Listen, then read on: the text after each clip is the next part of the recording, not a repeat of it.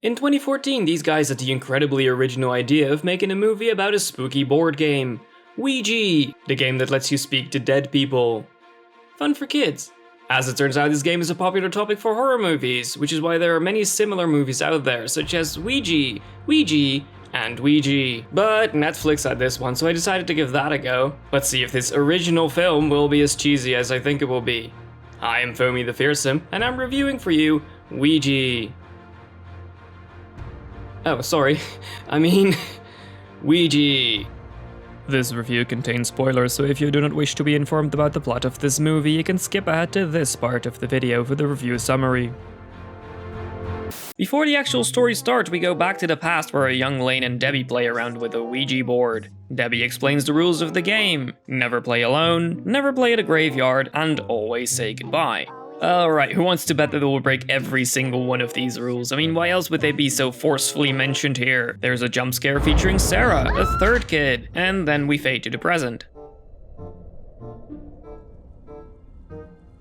And there we go, she plays alone! Less than 2 minutes in and they have already mentioned and broken the rules, which gives me a lot of faith in the rational decision making of these characters. She burns the board as she gets a call from Lane. This is Debbie, by the way, in case that was not clear from the transition. Lane, hey. Deb, where are you? I'm here. I've been here. What the fuck kind of answer is that? Oh, she's outside her house and calls instead of just going to the door like a normal person. The quality of the dialogue does not improve at all as she comes outside just to tell her she's not gonna come to whatever they had planned. She mentions she had been playing the Ouija game and that it's freaking her out, and also instantly calms herself. Not sure why she's worried though. I mean, nothing happened yet, right? But I will see you in the morning, that's for sure. That's probably not a hint that something's gonna go wrong. She eats and spooky events start to happen, such as she forgot to close the back door or something. One of her burners activates by itself, her tea kettle moves in between scenes, her sweater is a shapeshifter. And then she enters what I assume is her room. At this point, I guess this huge shrine was the thing that would be out of the ordinary, but apparently it is not. I really don't know what instructions the designers had when they created this room, which has a poorly drawn rainbow, candles, so many candles, Christmas decoration, party masks, butterflies for some reason. Is this a very tiny bed? Oh, and it has some sort of beautiful mind wall going on. Anyway, she finds the Ouija board that she just burned, and when she looks through the planchette, her eyes turn. And then she hangs herself and we get a title sequence after about 9 minutes of introduction. In the following sequence, they were informed about Debbie's death and we're introduced to a whole gaggle of characters in such fast succession that it takes a while to figure out who is who. Lane's boyfriend Trevor, their friend Isabel, Lane's sister Sarah, and that dude from the Bye Bye Man. And also a bunch of parents and grandparents, most of which bear little relevance to the story, but they're there I guess. So this dude was Debbie's boyfriend, but he does not at all look like someone whose girlfriend just committed Sudoku. Brought flowers.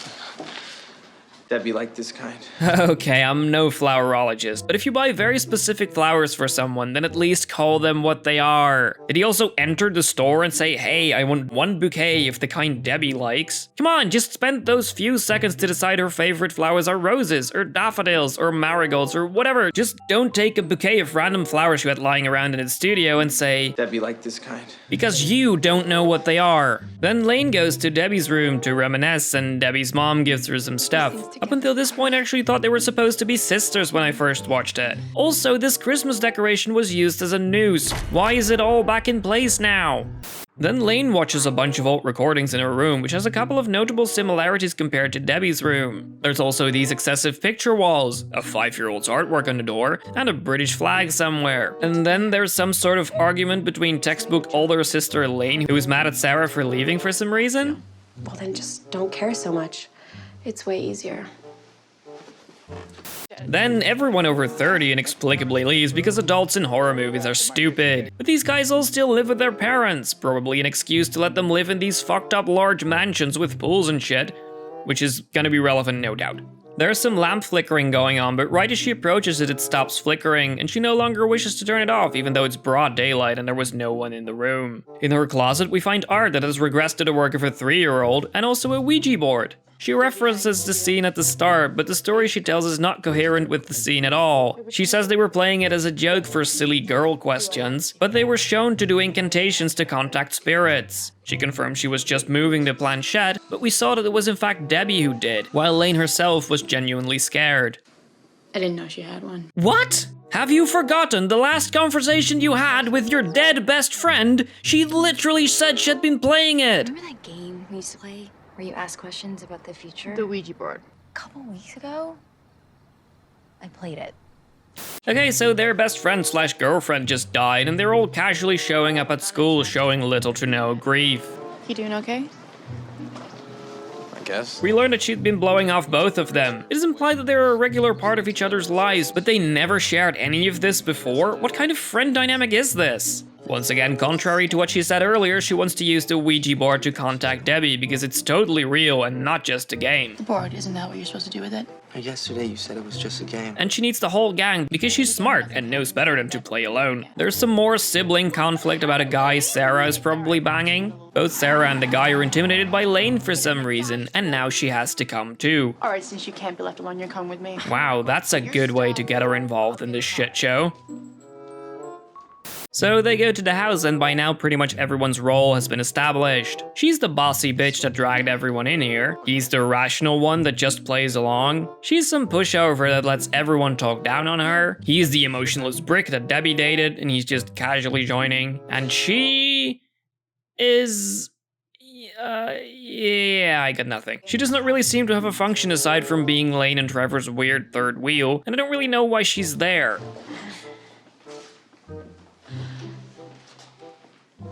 I really wonder why they brought in such a disposable character. There's some jump scare where Pete is appearing. Oh my god! So what, he was already there when they entered, but just casually waited in the dark without making a sound? Yeah, that's very credible. The rules from the start are repeated, and everyone but Isabel is ready to touch the board. I don't even think I believe in these things, but I still don't want to touch it. Wow, that's the quote of the century. Come on. They sell them in toy stores. They say the words and the board responds, and of course half the people at the table think it's fake. Cut it out. I'm not pushing it. The board says, "Hi, friend," and they ask who it is. Who is this? What? The board spelled out sentences before. Why would it just say D if it means Debbie? Why would she not say Debbie? Why did they not confirm D means Debbie? Sarah, if that's you pretending to be Debbie, then that's really messed up. I swear it's not me, alright? Come on, man, pick a side. Either believe in it or not, but don't change your mind constantly. It's freaking me out. The pushover once again gets cold feet, but is instantly convinced to put her hand back. Lane asks like 5 questions to which they get no answer, and there's some chatter in between. Finally, they say they wanted to say goodbye, and then the board says it for them, and the lights go out. Trevor and Lane go look for whatever strange things are in the house, while the rest thinks Lane is fucking with them or something. For all we know, it was Lane. Why is the dialogue so bad? Where are you going? Just a second. That's not even an answer! There's some more burner action going on, and Pete bangs his head into the mirror after seeing a spooky reflection, and then everybody leaves. Lane is convinced that there is more to it and that Debbie wants to tell her something, but Trevor is like, nah, it's all good. You wanted us to play, we did, and now we can leave it alone. Is that true though? What did they accomplish? The board said goodbye, and then spooky stuff happened. Not exactly the pinnacle of closure, I'd say. Lane thinks so too, and she's playing the game by herself. Remember a few minutes ago when I said she was smart enough not to do that? Oops, I lied. There's a new day, so time for more awful dialogue. Couldn't sleep last night. We don't have to talk about it. I had all these weird dreams. Keep thinking about being in her house. I know you didn't want to be there. What the fuck was the point of any of these sentences? What did they really say to each other here? Thanks for doing this thing you clearly did not want to do for me. Now please stop talking about it. That's a scene well spent. Also, Nona pops up out of nowhere and convinces her that the board is bad juju and that she shouldn't be touching it. And then Trevor goes out to, whatever this place is, to do, yeah, I give up. I have no idea what he's doing. Who is that? How is that a logical thing to shout in this weird tunnel upon hearing sounds? What if it had been a random kid? Anyway, there's sidewalk chalk that spells hi, friend. And also a shopping cart filled with stuff that moves randomly. Another scene well spent. Meanwhile, Miss Disposable scares herself by closing a door and also gets a hi friend message. She calls Pete, who is staring at a similar message. But wait, hold on, wasn't she Lane and Trevor's friend? At the house earlier, they didn't really seem to interact. Maybe she knew not to call Trevor as she knew we just saw a scene with him? And last but not least, Lane and Sarah get their message too.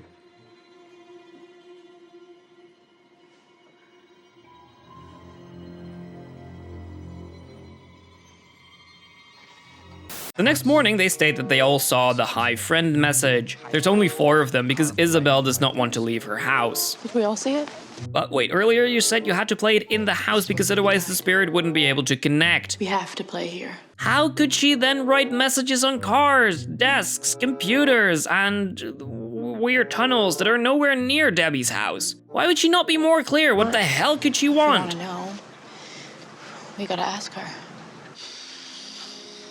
And there we go again, round 2, complete with Isabel that did not want to leave her house, and Lane who was told by Nona that the board was a no-no. And yet here we are. Last time they made contact just fine, but somehow they figured they needed to say the words together now. Despite the fact that only she was so aware of the rules, everyone suddenly knows this sentence by heart. They make contact again, and an invisible entity seems to join the table.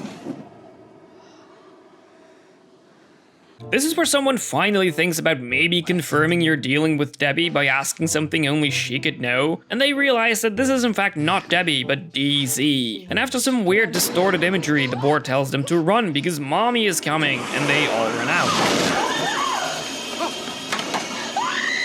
What happened in there, Lane? Doesn't matter because we're not playing anymore. Yeah, the board flew away, and it's sending you weird messages, but now that you stop playing, it's probably all fine. What if we broke some sort of rule? Oh, that's right! They did not say goodbye and thus broke another rule! I genuinely wonder if this was done intentionally, or that it was just a random line. I assume the second because Lane did not respond to it at all, and also because they're probably too stupid to think of this.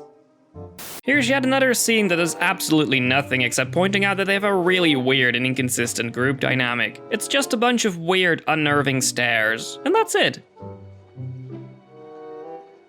So we've seen Lane play around with this penguin USB, and she figured that with approximately half an hour of movie left, now would be the perfect time to actually check what's on it. And look at that! It's footage of her filming herself contemplating cleaning the attic, and then herself after cleaning the attic. She shows the Ouija board she has found, and there's footage of her playing it. She played alone. What the fuck? Again? Why does her brain not have enough space to store the very last words her best friend said to her? I played it. But more importantly, why do you ignore everything you've seen and done so far? A few scenes back, Sarah literally said, Debbie played, and now she's dead. "This is not new information! Who do you think she played with?" Also, maybe it's just me, but why do these recordings exist? I already didn't really see the appeal in the vlog about the attic, but why would she record herself playing this game? And moreover, why would you only record this very particular snapshot? HIFRIEND. Whoa. Hi, friend. It is shown that she too got the hi friend message, so yeah, they're definitely fucked. But so far, nobody died except Debbie. Maybe it is just a friendly, harmless spirit? Maybe Debbie did actually just commit Subaru?